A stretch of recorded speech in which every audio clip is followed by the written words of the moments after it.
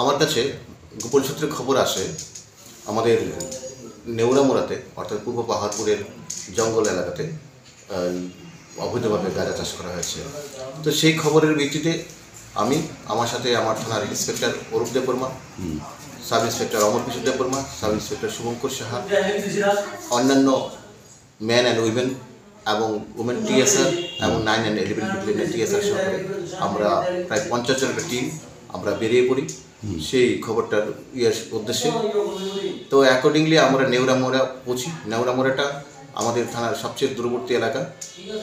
আমরা প্রায় ঠামামোড়া এলাকা, বরখোলা এলাকা থেকে একদম আগে যাই, যেখানে আর গাড়ি যাচ্ছে না। ওইখান থেকে আমরা প্রায় আরও কিলোমিটার 5 আমরা জঙ্গল পথে গিয়েছি। ওইখানে গিয়ে দেখি বিস্তীর্ণ এলাকাতে, খবর সত্যি বিস্তীর্ণ এলাকাতে গাঁজা চাষ করা হয়েছে। তো সেইভাবে আমরা টোটালি ফুল টিম আমরা সম্পূর্ণরূপে গাঁজা ডিস্ট্রাকশন করেছি। এখানে আনুমানিক প্রায় 75,000 গাঁজা প্ল্যান্ট হবে, প্রায় অলমোস্ট ম্যাচিউর হয়ে যাচ্ছে গাছগুলো। আমি সম্পূর্ণ ডিস্ট্রয় করে দিয়েছি। টোটালি 7টা প্লট ছিল, তো ডিস্ট্রয় করা আমরা প্রায় প্রতিদিনই আমরা এখন বিভিন্ন দিকে যে খবর ভিত্তিতে আমরা ডিস্ট্রাকশন করে যাচ্ছি। এগুলো সম্পূর্ণরূপে শেষ না হওয়া পর্যন্ত আমরা কন্টিনিউ করবো। Thank you.